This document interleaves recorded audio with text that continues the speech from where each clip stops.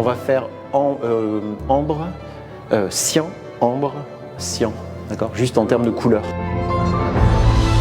Dès qu'on bascule dans la nuit, ça patine plein de choses, les ombres changent, les perceptions changent. Je crois qu'on a quelque chose de l'ordre du préhistorique en nous sur la nuit qui vient jouer. On va créer des lumières, on va donner à voir plus ce qu'on a envie de donner à voir. Donc la résonance n'est pas la même.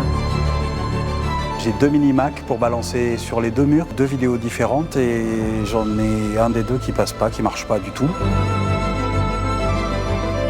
On fait une accroche sur ses côtés et puis on raccroche là-bas pour faire un petit Y pour suspendre en bas. Le toit, on a commencé à monter des caisses vides. Par contre, pour y accéder, il va falloir qu'on grimpe tout ce qui est enceinte. Ouais.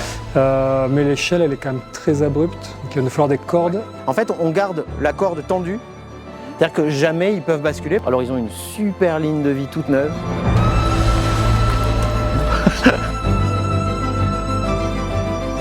Il y a une sorte aussi de transgresser un petit interdit. Normalement, c'est un lieu qu'on voit de jour, et soudain on y est de nuit, et on est un peu les privilégiés.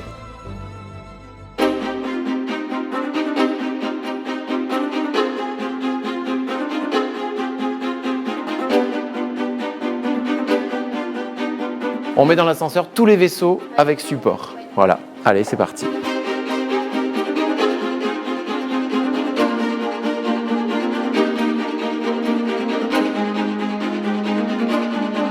On a fait une pièce trichée en fait, comme s'il tenait son sabre laser. Certains objets donnent à voir d'autres objets, c'est-à-dire qu'à partir du moment où on vient pour la collection ou pour le mur, l'un donne à voir l'autre. C'est-à-dire qu'on regarde et on regarde le modèle dans lequel il a été fait. Là, je suis en train de créer des renforts en carton plume pour appliquer sur des impressions. On va poser ça en haut de chaque amphore au niveau du 2e étage. Tourne-le un peu, c'est bien qu'il nous accueille, quoi, quand même.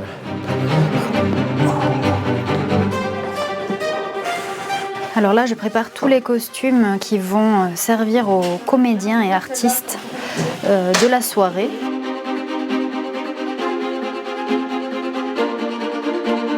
Je suis en train d'essayer de comprendre pourquoi le VP n'apparaît pas sur mon ordi. Il est 10h, Aude va arriver, la vie est belle là. Un poil vers ta gauche, mais un tout petit peu. Ouais, super. Dès que c'est plié une fois, c'est fragilisé. Non, mais le tube que tu m'as filé. Ah oui, le tube. Ouais. Je l'ai plié, j'ai soulevé le faucon pour le foutre dessous et ça l'a légèrement soulevé par rapport à son axe. Ça s'appelle la nuit de la force. Donc on est vraiment sur une évocation de l'univers Star Wars et de toutes les résonances qu'il peut y avoir entre un empire et un empire. Oui, allez. Salut Albin. On va faire un test de gonflage. Allez, on est reparti. Oui, mais ça c'est la prochaine étape. On attendait qu'il y ait toute la distrie faite pour pouvoir accrocher. Aude, il y en a 2 autres dedans à vérifier si elles sont câblées. Vous les avez câblées, celles qui sont pas sûres?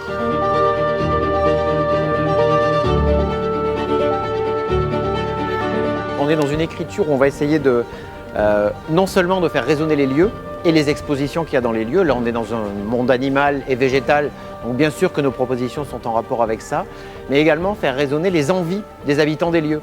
Les chargés des publics, les conservateurs, les conservatrices, qui ont tous des choses à faire et des choses à défendre dans un musée qui sont différentes. L'acte de conservation n'est pas le même que l'acte de médiation. Allez, ça marche, on arrive.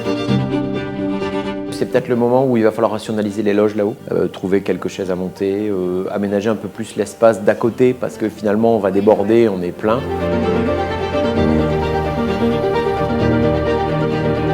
C'est-à-dire que le phare, c'est bien qu'il y en ait un face au massif qui est là-bas, face à cet arbre-là avec les petites fleurs rouges.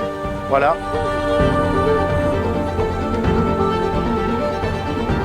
On va penser le projet en amont pour se mobiliser d'une certaine façon et savoir un peu qui dans le collectif peut apporter son savoir-faire ou ses savoir-faire parce qu'en l'occurrence on est quand même, on est tous en fait pluridisciplinaires.